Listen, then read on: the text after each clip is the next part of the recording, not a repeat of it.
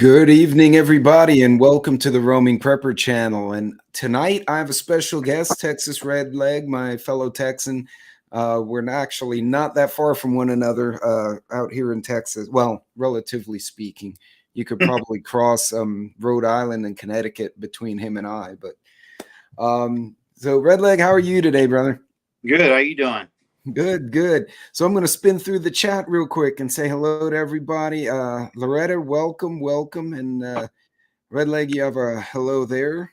Howdy. And Prep Rebel, let's see who else we've got. Little Boots, good evening. Yeah, nope, we got to get those things done. Be safe. Don't text and drive, of course. Hey, Starlight, welcome from Nova Scotia. Glad Caribbean House. Hello, hello. How are y'all doing?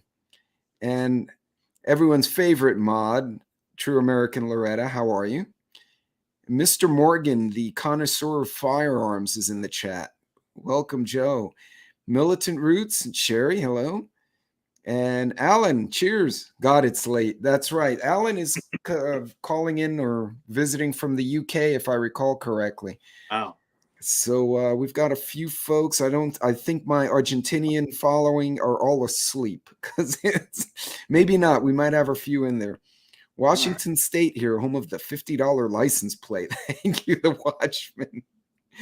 That's awesome. And Farmer's Son, welcome. And Triple Threat just popped in. The firearms instructor extraordinaire, I believe, from Alabama or Georgia. I just blanked out. Sorry, Triple Threat. And Daryl. All right. Well, folks, we're going to kick it off. Many of you already know Texas Red Leg, but not everyone does. So I'm going to give my friend Houston a chance to kind of introduce himself, a little bit about his background, and then we're going to go into some discussions on threat assessment. So, my friend, the floor is yours. Awesome. Thank you. So, yeah, I'm obviously a native Texan with the name like Houston, but I'm named after General Sam Houston, not that town down there. So, let's get that out of the way. Like I said, I'm a native Texan and raised in the Dallas area.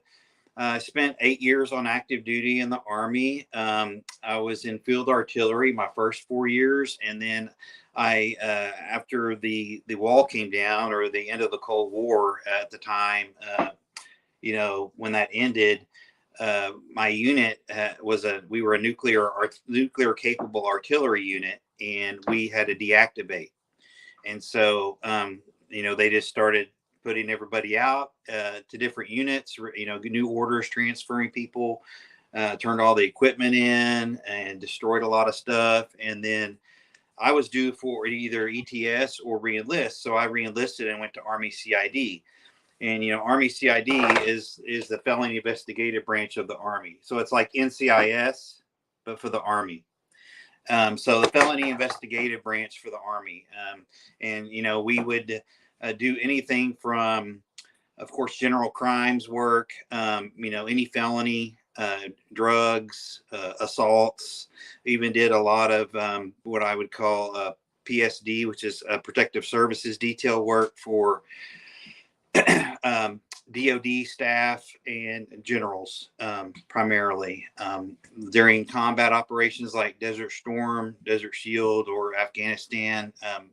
CID has an offshoot PSD personnel that go into sort of like Secret Service mode for dignitaries, DOD staff, Joint Chiefs of Staff, and then of course any 1-star or above if there's somebody. So that's sort of the purview of Army CID, and I did that for 4 years and finished out my 8 years of active duty.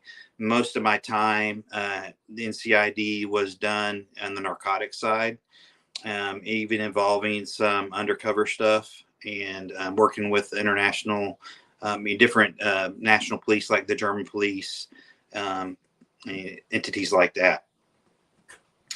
And so that's pretty much me. I'm active, in the outdoors. I love firearms. I like to stay sharp, if you will. And, that's just sort of how I'm programmed, I think, naturally.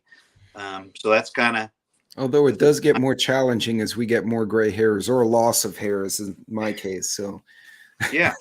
I mean, I think it becomes, being able to process this stuff mm, and go through it and go with it every day is it's sort of either have it or you don't. And sometimes you got to train yourself to do it.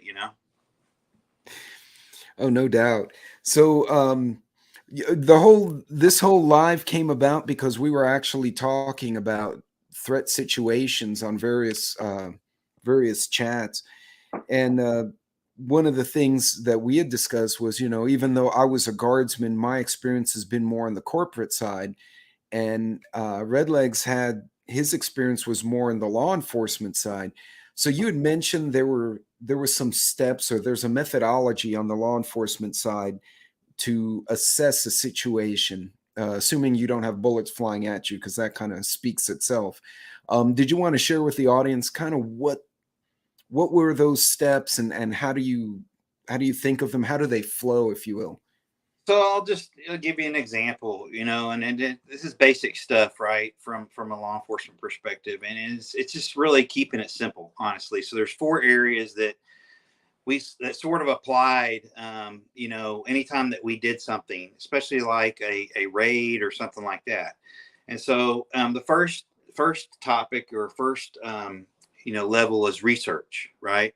And that can involve, from a law enforcement perspective, obviously, working with informants, sources, doing surveillance, knowing, who your target is, or, how many they are, what they're about, what are they doing, etc. So research, and then planning, right? You've got to plan whatever it is you're going to do. If you're going to take a trip, this applies to that as well. So research and then plan, have your routes.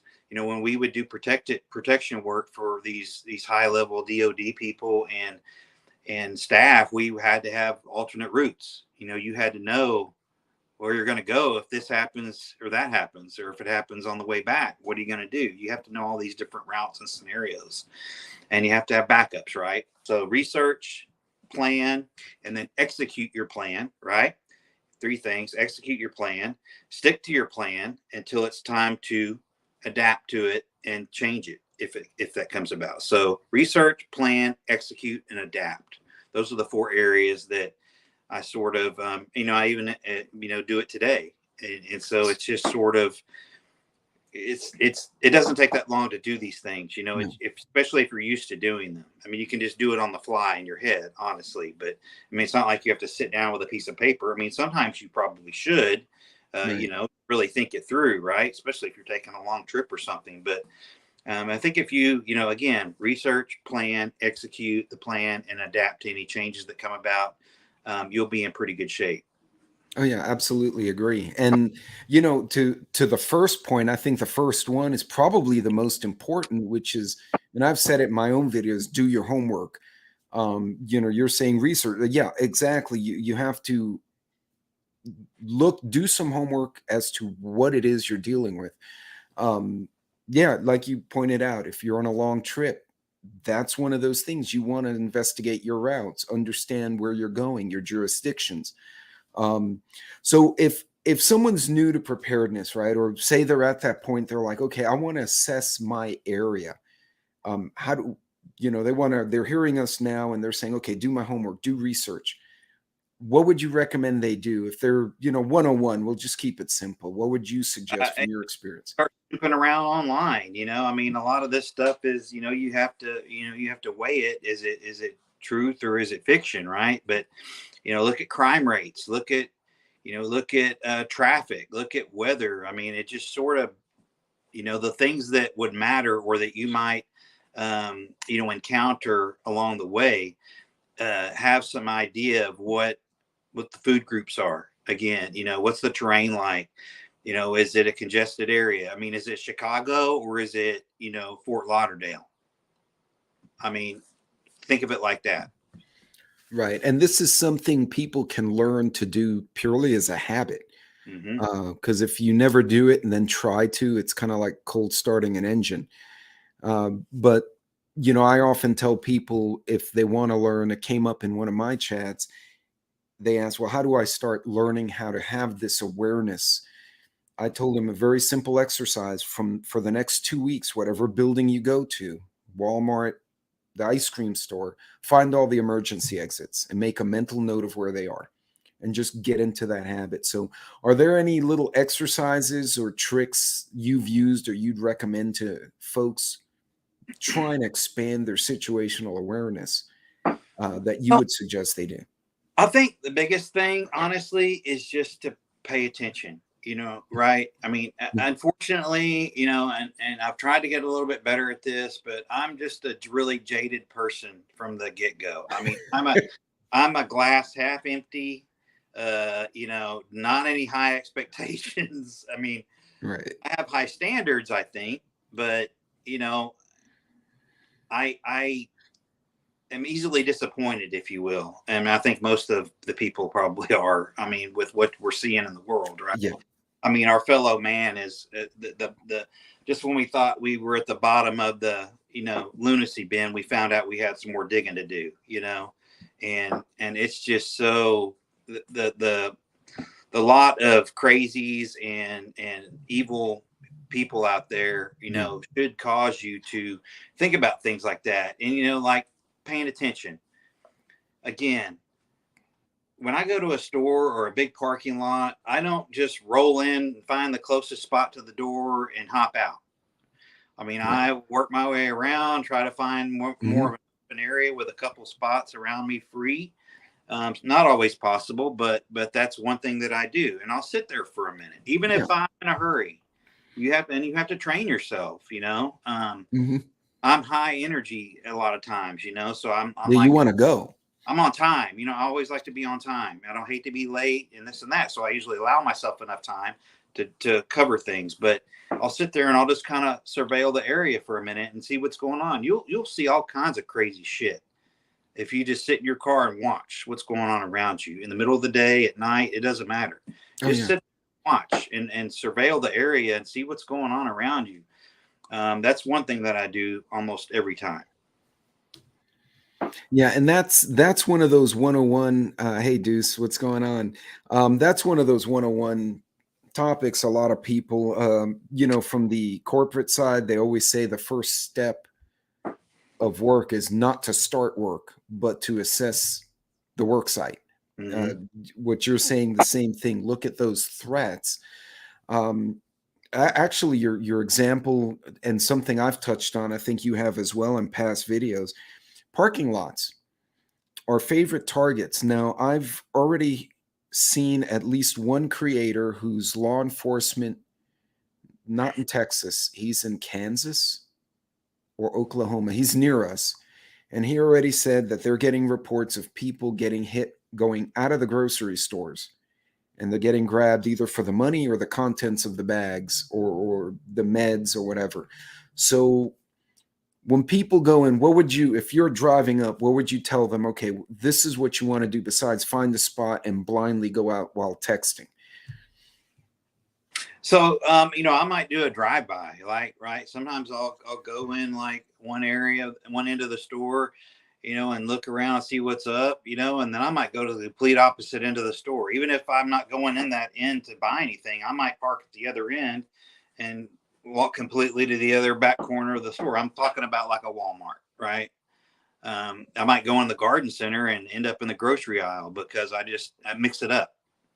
With my background, I mean, I told everybody what I used to do, but I'm sure that I have some ill will out there. I put quite a few people in prison, for drugs. So that's in the back of my mind too. I'm sure there's some retribution out there. So that's one thing that motivates me to change things up. You're muted. That's something, thanks. That's something that a lot of us generically wouldn't have to deal with, but that's an interesting point. But that also speaks to folks who have been in abusive relationship, divorce cases, child custody. The other spouse, the other family may be an additional layer of threat when you're just going about your business.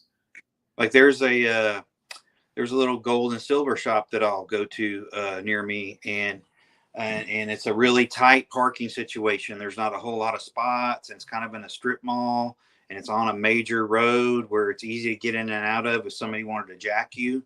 And so, You know, I drive through and drive around the back, and then walk around the the less occupied corner of the building, and kind of just pop in, and pop back out. So Yeah. there's people that will sit in the parking lot and they'll surveil these gold and silver jewelry stores, and look for some little old lady coming out that just maybe sold a watch or a ring and jump her. I mean, it happens all the time.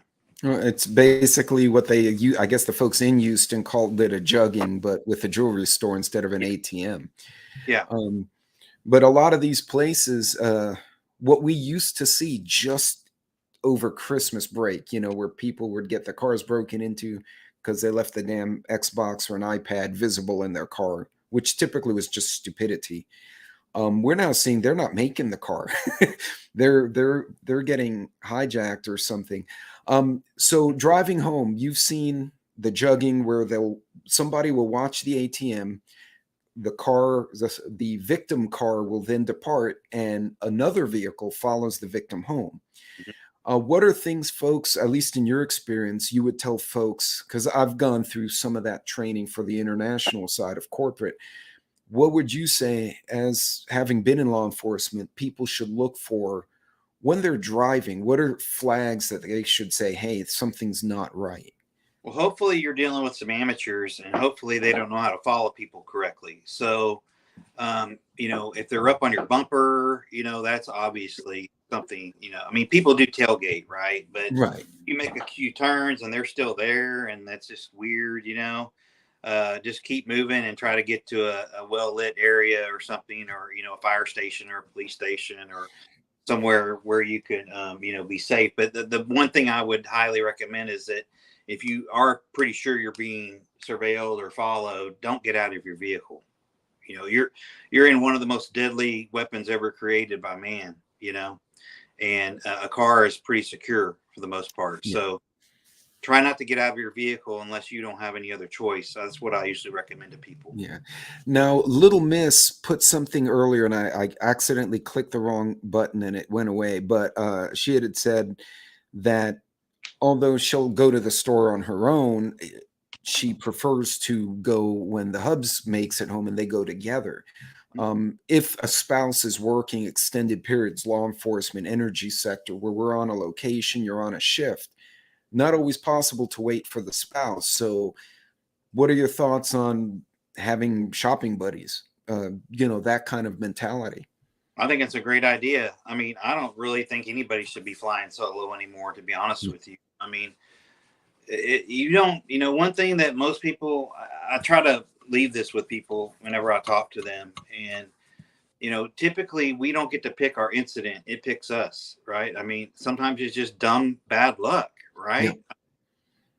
Yeah. You could just meet somebody that had a bad day and who knows? I mean, they could have just been handed divorce papers. I mean, you just don't know. It doesn't take to set people off or put them on a wrong path.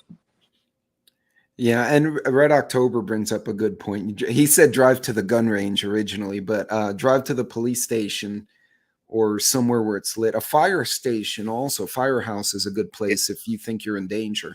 Yeah.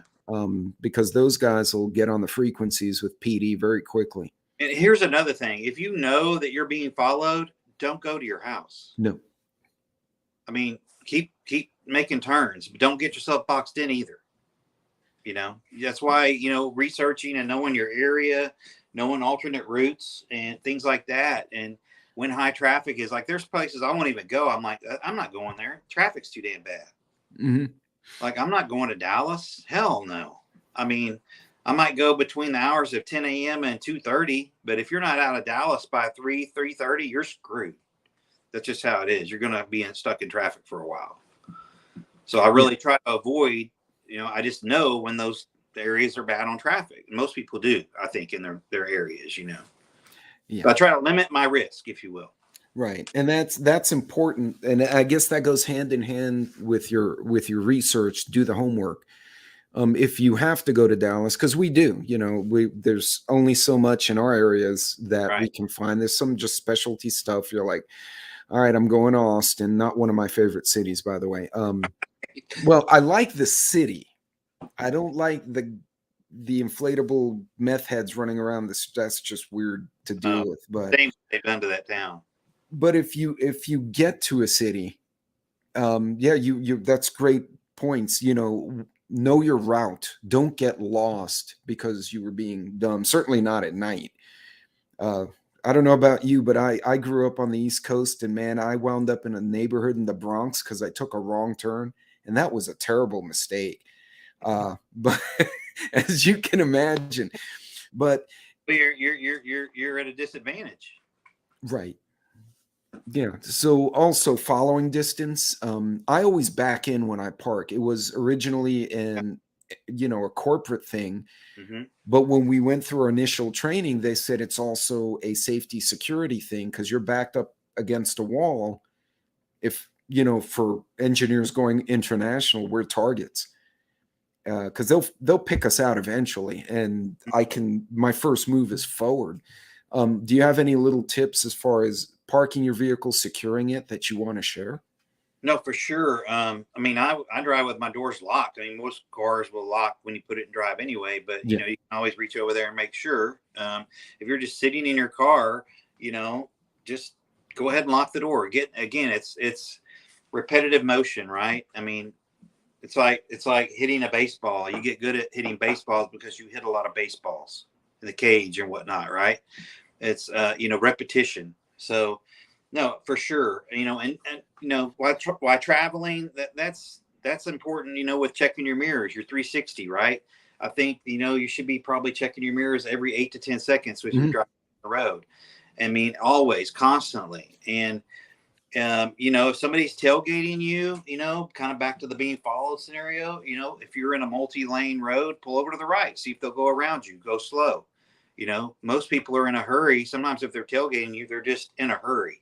Right. And they won't, they'll go around you if you move over or, I can't, talk to people's driving habits, but if somebody's really on my tail, I'll get out of the way and let them go by. That's kind of how, if they don't go by, then why are they not going by? Yeah. It's kind of, but don't be paranoid, just implement these tactics, I think, or whatever works for you and be aware, you don't have to be paranoid. You don't have to be skittish, just be empowered. And I think a lot of these things that people talk about with preparedness and risk assessment, risk management, they're meant to empower people and not make them fearful.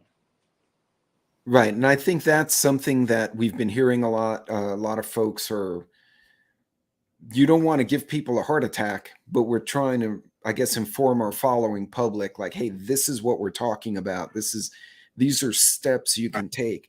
So I take it you, much like me, you're going to have a travel friend when you travel, as far as on your person, a defensive friend, if you will. You'll also have some kind of bag of goodies in the event you have to go foot mobile. So great example, the riots in 2020. A lot of people went to the offices downtown. They went to work, went shopping, came out of the mall, and there's a full-blown riot. And the PD and then whoever, the Antifas, the Nazis, they were all fighting each other. Right. So what would you tell someone, I guess, other than make sure you read the news and make sure if there's a protest plan, about it? What are your tips for that kind of situation? Yeah, I mean, it's the whole, fight or flight thing, right? I mean, so I don't want to have a fight or a gunfight, but I want the capability in case it happens, right? I don't, that's not my first choice. It's not my wish. But if I'm in a situation where I can't get out safely, right, and protect who I'm with or protect innocent people or get them out, then you got to do what you got to do, right? If you're in a deadly situation. And go with carrying CCWs. I also I've been doing this for about 3 years now. I always carry a long gun in my vehicle as well. Yep. And, again, the ambushes, the blocked roads, the riots, the protests, etc. I didn't want to be caught out with just a handgun, especially long trips that I might take, for work or whatever. I try to drive everywhere I go, honestly, unless I just can't. And I mean, we can, for the most part, with the exception of, I think, New York and California, we can fly with a firearm, but it adds a whole nother level of pain in the butt. Right. I don't know if you've done it, but you Yeah. have to declare it. You have to have a separate box that's locked. It's special. Your check-in went from 2 hours to 3 because you brought that with you. I mean, I think it depends on, I mean, it is stressful, right? Because, I mean, Right. I fly Southwest typically. And when the first time I checked a firearm like that, it was kind of intimidating and strange, right? But after the first time, it got pretty easy. And, flying out of Dallas, it's usually not a problem. Those people, those people at the counter are pretty used to it. I haven't really run into any problems there. But what bothers me about it is at some point that bag has to be hand carried from somebody's putting their hands on that bag, right? Like all bags. But a lot of times on Southwest, when I get to my destination, that bag and they put a red and white band on it that identifies it as special contents or something, right? And but that kind of flags it too. Yeah. So if you know what you're looking for, you could, and they just throw it on the carousel at the destination. So if I was late, someone might have walked off with it. You're right. I mean, they don't keep it in a room or anything. They just. I thought they had to, because I originally remembered that they would hold it, and you had to go to what the hell are they called? Not the air marshal. TSA. Yeah, some TSA knucklehead with your ID, and then they would find.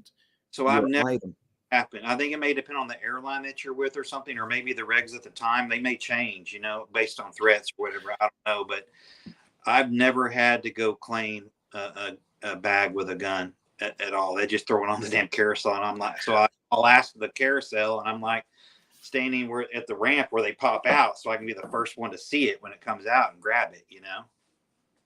Yeah.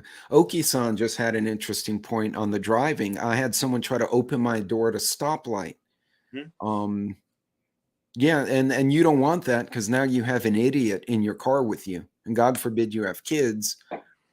That's going to become a very complex situation. And panhandlers too, at these intersections, I mean, I know a lot of people feel the need to be benevolent and help out the homeless and the poor, and that's a noble gesture, and it's some of it's based on faith and this and that, but you really have to be careful in your benevolence, because it can get you hurt or killed.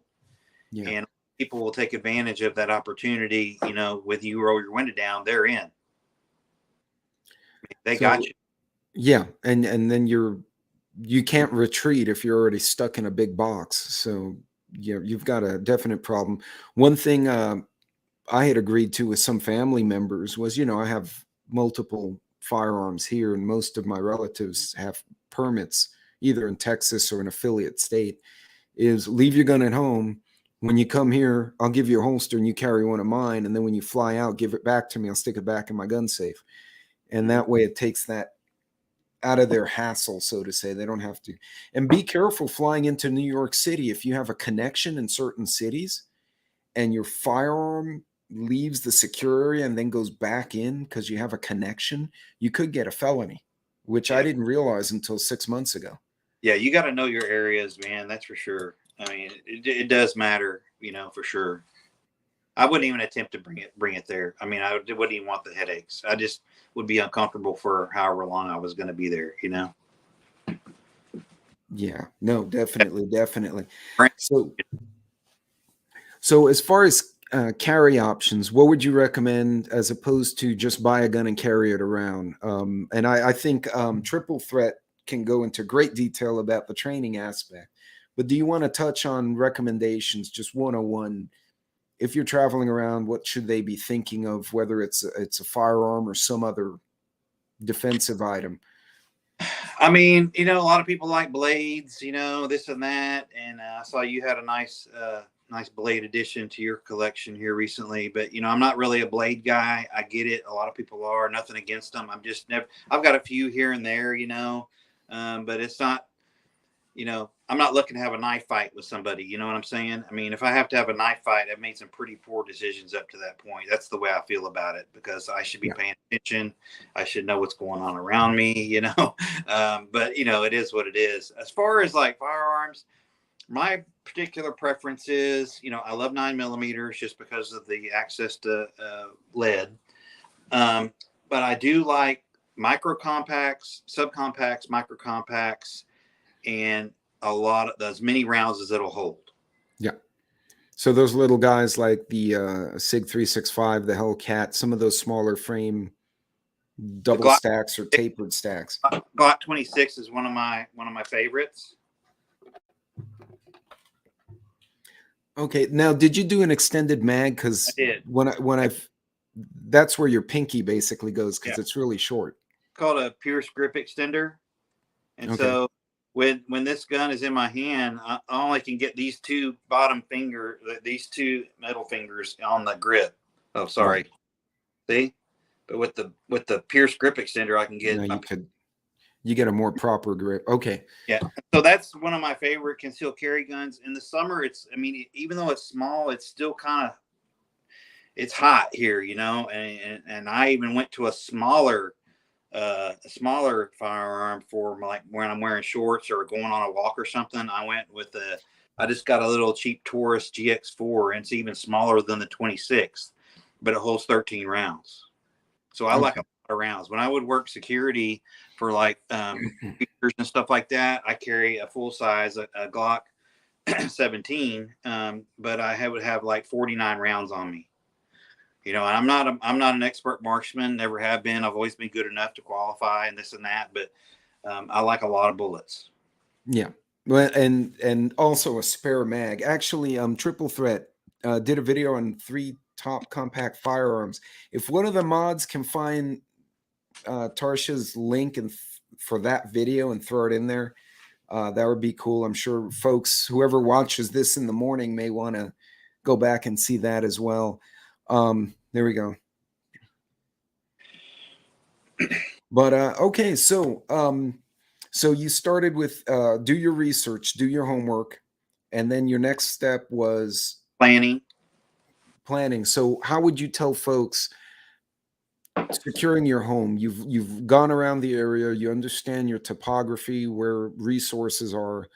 Now you got a plan. What would you say to them in that environment? I'm throwing scenarios at you. I'm sorry. I'm going on a trip or something like that. Yeah.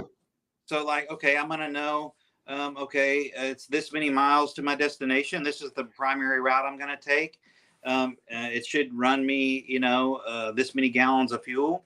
I'm probably going to stop here and here along the way. And I'm going to have a plan, and I'm going to stick to that plan, and I'm going to mix in my alternate routes in there and have a plan if something goes wrong to deviate. Right. And then once I have my plan together, I'm going to execute the plan. I'm going to stick to the plan. If something causes me to deviate from that plan, I go into my adapt to change mode, right? You just follow the other backup plans that you have in place. That's the way I see it. And an important thing, if you're visiting, whether it's for corporate reasons or visiting family and friends, speaking of Redleg's planning phase, make sure whoever else is involved with the travel, whoever you're visiting, knows where you're going, and they know the route you're supposed to be taking, and say your number 2 route in case there's construction. Because if Redleg's going to come visit me, or I'm going to him, and he's supposed to be going down, I don't know, I'm just going to throw a highway out there, I-20, and you don't show up, and I can't get a hold of you, my first thought is, okay, I'm going to go down I-20 the other direction until I see if I find you. I think that's something a lot of people don't think of. They just tell people, oh, I'm going to be there Friday, and nobody knows the route you took. If you deviate from the route, these are all important things. Of course. And like I said, proper planning prevents piss poor performance. Something like that, and what if comms are down? What if, I'll say it. What if we get hit by an EMP? Mm-hmm. And you're foot. I mean, Or they just hack the internet and half the phones will go down anyway. Yeah. Or maybe there is a freaking pile up, or, I mean, I don't know. Shut interstates down all the time here for fatality. What?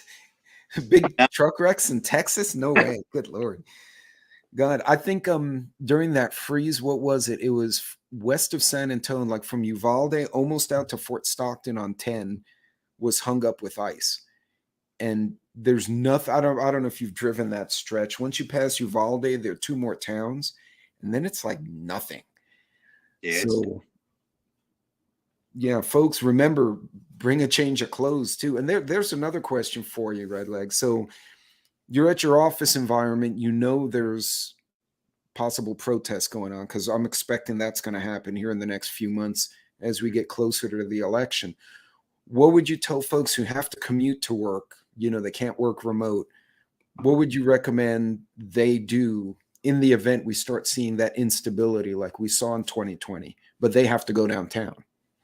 Yeah, I mean, you might have to make a phone call and say, hey, I need to work remote. That would be my first choice. I mean, I would hate for somebody to get pinned down. However, some people don't have that luxury. They have to go in, and they say, come in, you're fired. I mean, you got to pay your bills, right? So, no. I mean, I would just say what you want to do is you want to lessen your risk, right? So again, it's just along the lines of all prepping matters and such. Have a change of clothes, have some, baby wipes, have some soap, have some water, have different, some snack bars, some dried fruit or something like that. Have something to get you by for a couple of days if you have to. Because it could happen like that. I mean, it's hard to say. You've got to be able to adjust, on the fly now. It's just like managing people. I don't know how these companies even are really doing it. I mean, it's just every day is something new. I mean, it's the ultimate game of, chameleon, honestly. And I think just having I think routine and repetition is what you want to try to accomplish here. You want to have one bag that what's in it. That bag's with you all the time. Call it a bug out bag, EDC, whatever you want to call it.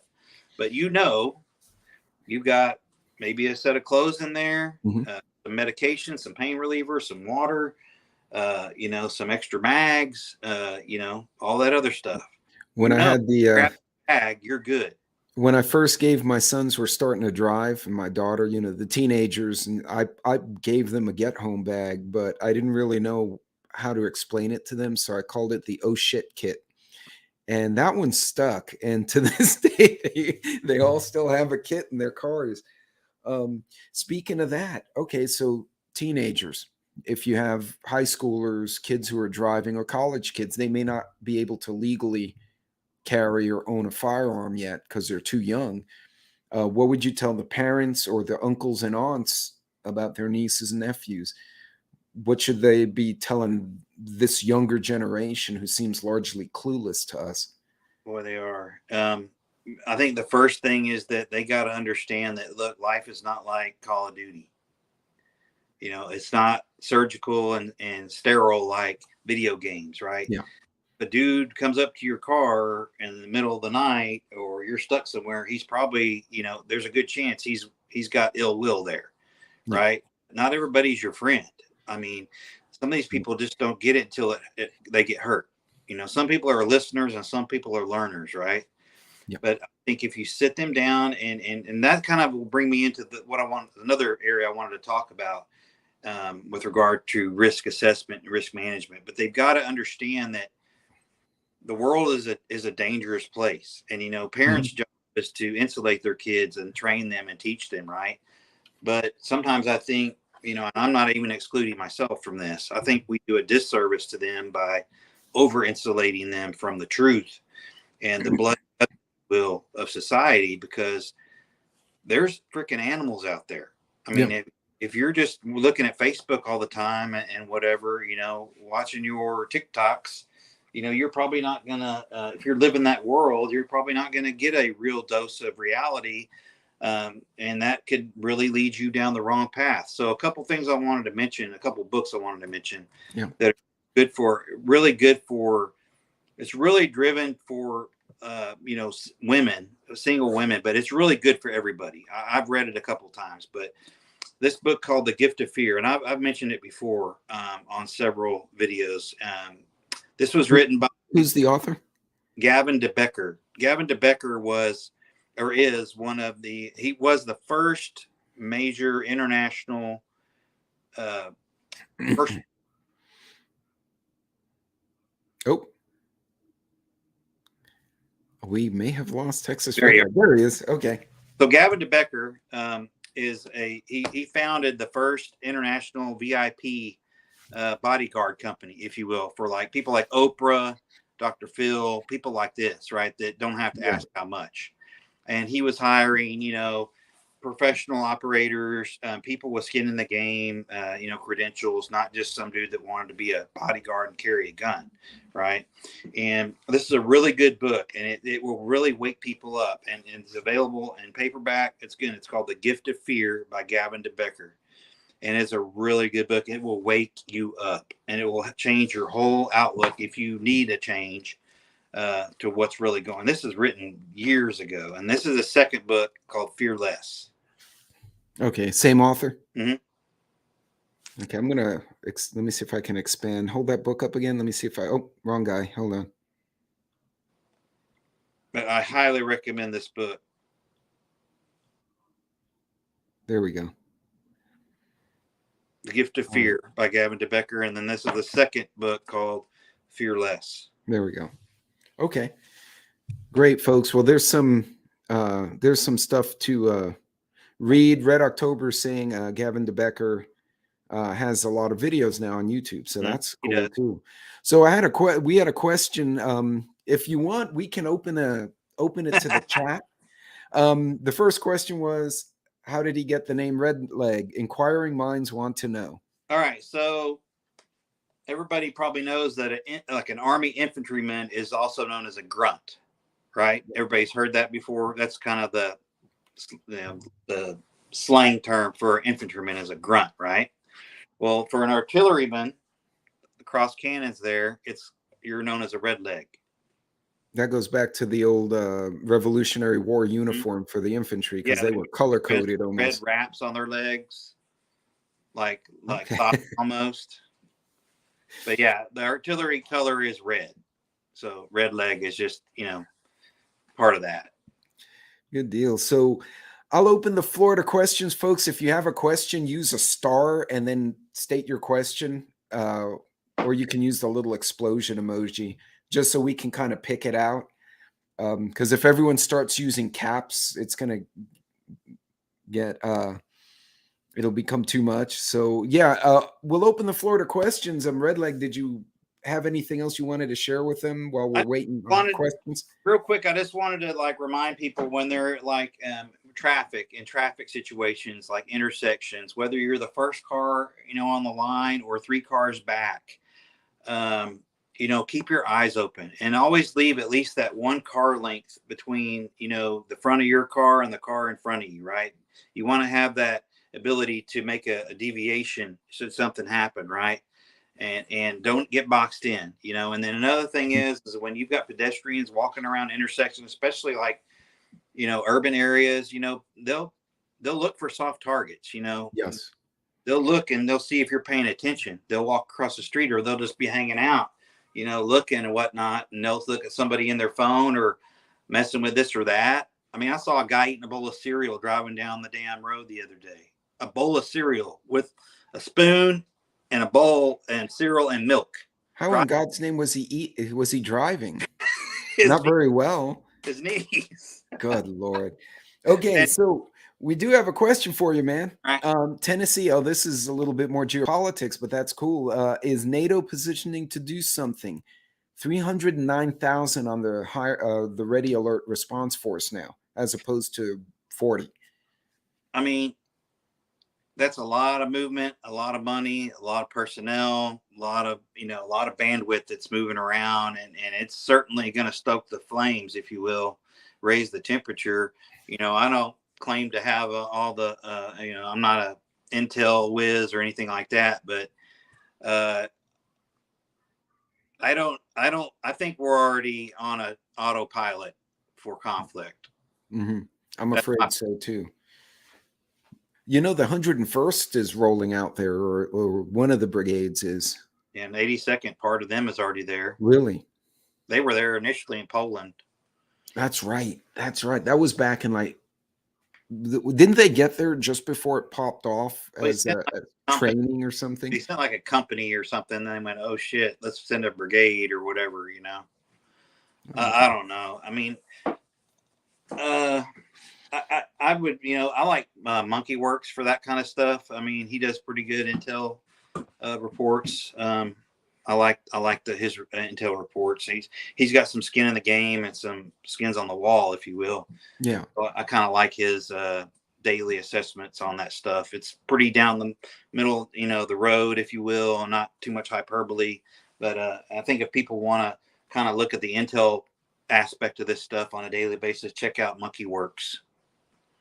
Yeah, it's 300,000. At least they're building to 300. Yeah, also Red just put up a good comment. Pay attention to local military bases if you see mass movement.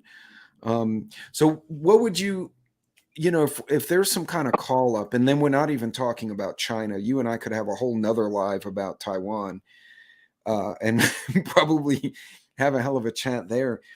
But for those of us who are here, if there's a big call out like there was in World War II, you got troops going out. Many of our reserves are also law enforcement or firefighters. They're our responders. These guys and girls get called up and they go. We're going to have less resources here to fight crime, to fight fires. So if we start seeing that, this is purely hypothetical, we start seeing that, that rock roll down the hill, what would you tell folks as far as their own wellness or safety? What would you recommend they start looking for, and what they should start doing?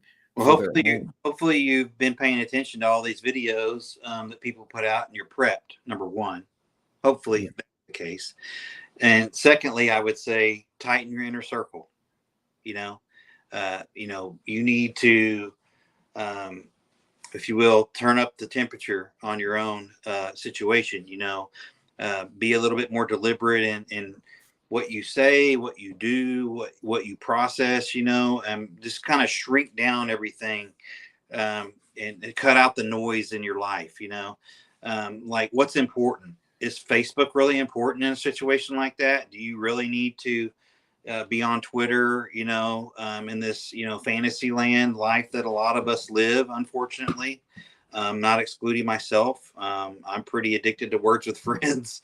I mean, that's pretty old, but yeah, you gotta narrow your shooting lane, if you will. You know what I'm saying? It's like, be more deliberate, even from like the aspect of how do you leave your garage in the morning? If you park in the garage, a lot of people just walk out in the garage. Hell, I've done it. Just hit the opener and it opens up and you're just standing there by your car. Well, what if somebody's standing around the corner of your home by your garage door and they got instant access to the inside of your house right then? Yeah. And that's happened. That's oh, yeah. There was a gang that was doing that. And so same thing when you come home, what I would say is come out of your house in your garage, get in your vehicle, lock your door, hit the button on your remote. You're already in a secure car. When the door opens, back out, shut your garage door. Same opposite when you come home. Hit the garage door button, pull your car in, hit the button to close the door. Make sure, check your mirrors when you're sitting there. I mean, a lot of this sounds crazy, right? But I think it may get it's 101, really. You're overcorrecting, you're over insulating yourself from the littlest things, and they're counting on people not paying attention. I was at Home Depot a few months ago and had my grandson with me, and I was parked kind of out in the middle of nowhere by the garden center. There's usually nobody really over there, kind of over by the sheds. There's nobody typically parked over there, and we were standing there and just put some stuff in the car or in the SUV, and this dude was bebopping right towards us, like out of nowhere. Like there's nothing behind me, but like grass and trees. Right. Okay. So he had no business coming to you. Not really. No. I mean, I was like, but I saw him and he had a hoodie on. He was a big guy, and he was just kind of had his head down. He was just beelining it to us. And he got about 25 yards. And I just kind of yelled, to startle him. He didn't pay attention and kept coming. And he got about 20 yards. And I said, hey, hey, hey, hey. And I put my hand up like that. And of course I had my firearm with me.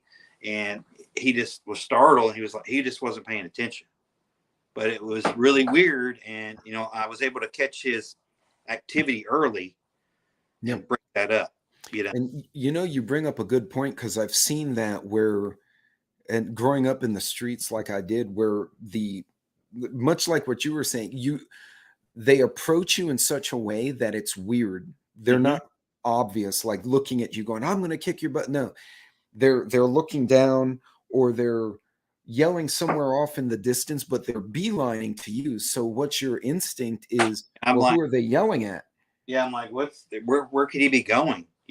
Right. And you're looking at what he was yelling at, and not the fact that he's making a beeline at you. Well, he also had headphones in, but I couldn't see that because he had his hood on, and he was looking down. And he was just. If anything, you may have taught him a lesson about situational awareness. I just put my grandson behind me, like anybody would do, and because I wanted an unobstructed view of this guy and keep him safe, right. And another thing too, people, I see this all the time. People driving around with earbuds in. What are you driving a car with earbuds in for? I mean, because they broke the radio, probably. I mean, maybe, I don't know. I think people just do it out of habit. But I mean, you can't hear sirens, you can't hear horns, gunshots. You got to have that sense, Yeah, and actually, my new what do they call those stupid things? The AirPods I got for Christmas. There's two settings now. There's normal, where it's like an earplug basically with music. The other one, you hit the button and it streams. It's kind of like the auto shut off hearing protection we use on the range. Yeah. Okay. It runs the ambient sound through the headset. So I can hear my music, but I can hear everything going on around me. Yeah, that's cool.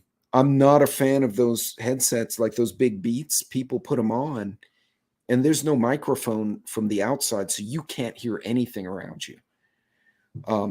Yeah, that's an interesting point, because you're in a car with a headset, you park and walk out, and you're going to get rolled right there at your door because you didn't notice there was a guy waiting. And that's another thing too, people, I mean, most people have smart doorbells now, use them. You've got a mic, and don't open your door if you don't know them. If they're not a cop with a warrant in their hand, or they're uninvited, you don't have to open your door. No.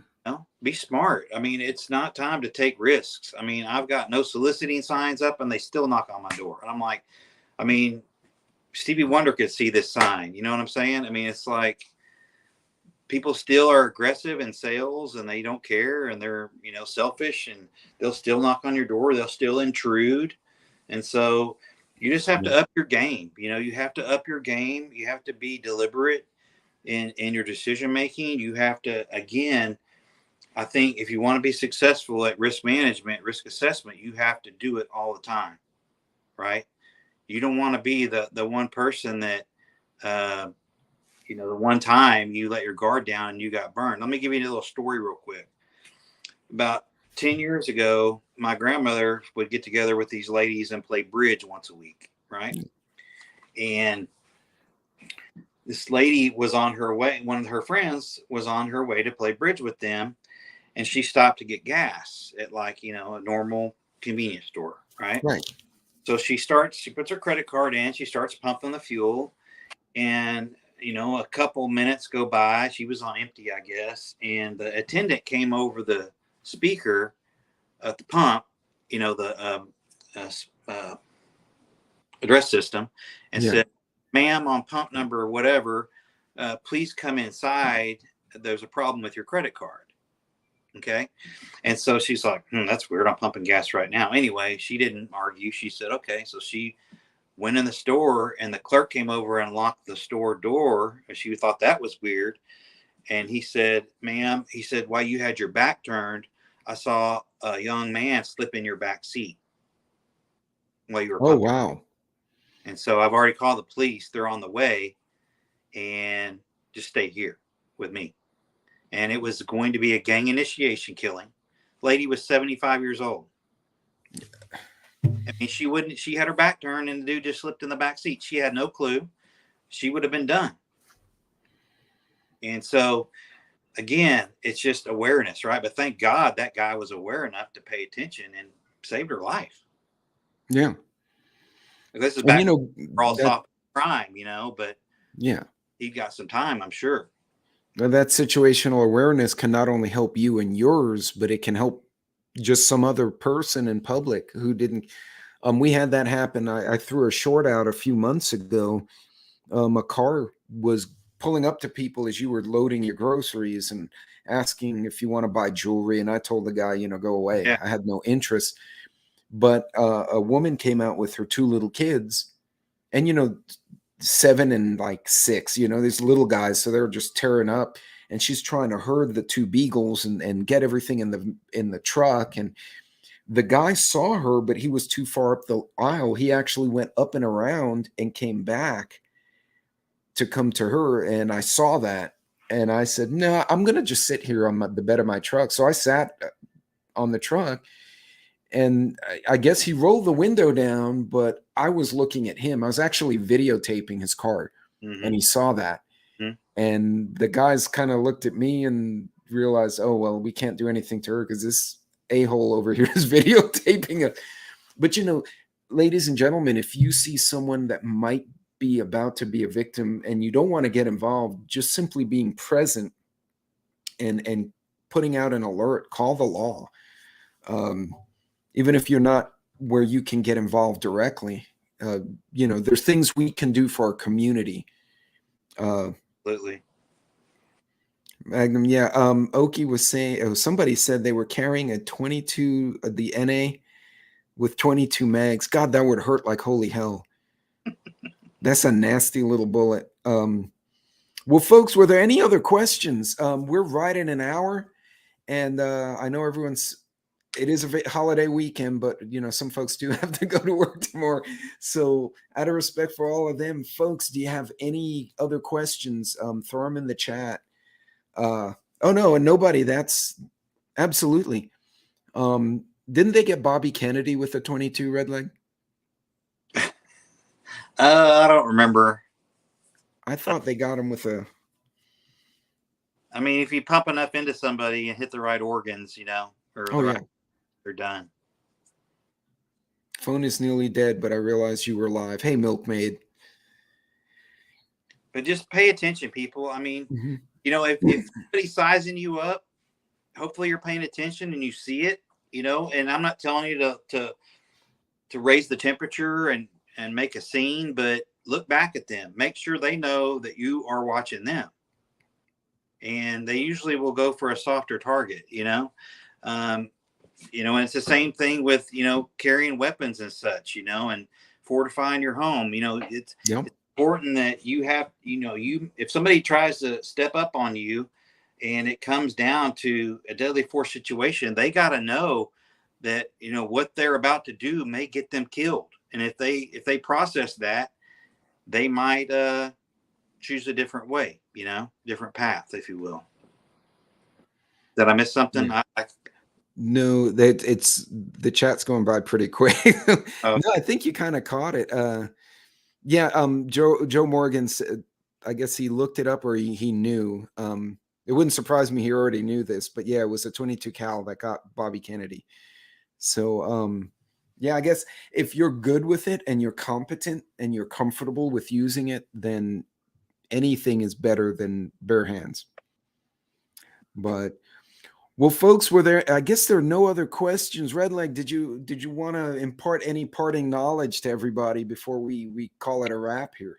No, I just would, like I said, I would check out these books, by Gavin. Can you put them up again so everyone can see them? Yeah. The Gift of Fear by Gavin DeBecker. It's the first book. And then the second book is Fearless. And, there's tons of good channels out there with good information. I would just, like I said, as far as the Intel stuff goes, I pretty much rely on MonkeyWorks just because I like his format, and it's not too dramatized, and it's pretty straight and narrow. And I would just use your brain, people. Don't get caught up in all the Hollywood stuff, and just simplify things. Simplify things and be deliberate in your decision making. And trust your instincts. Yeah, definitely. And folks, definitely check out Redleg's channel. There were a lot of great channels in the chat. Triple Threat. There was, I think, Arc Wildman snuck in on me. There he is. Off the wall. Tennessee Tactical. Everybody has their own take on being prepared, situational awareness. I mean, just with Redleg and I, you're looking at two very, very similar views, but we came from different backgrounds. And you guys take what you need from either of us and make your own approach. Because unfortunately, a lot of people are still in denial. They're saying, "Oh, you're paranoid," and I don't know. I took a road trip recently, and that gasoline bill was not paranoid. That just sucked. So things are happening, y'all. Brother, thank you for coming on tonight. This was a great chat, man. Well, folks, we're going to close this one out. Redleg, hang out for a second after we close out. And everyone else, y'all, God bless, Godspeed. Watch yourself. Be careful out there. And you guys be safe. If you have any questions after the fact, put them in the comments under the chat or under the video. Or you can reach out to Redleg on his channel or mine. Email us. What's your email, Redleg, before we close it? It's Houston Ferris, 4 at Gmail. Okay. And I'm the roaming prepper at gmail.com. Shoot us an email. Even if you can't remember his, you can send it to me. Yeah. And we'll forward it to each other. Yeah. But folks, best of luck. God bless. Be safe out there and have a blessed and safe 4th of July. Peace. Later.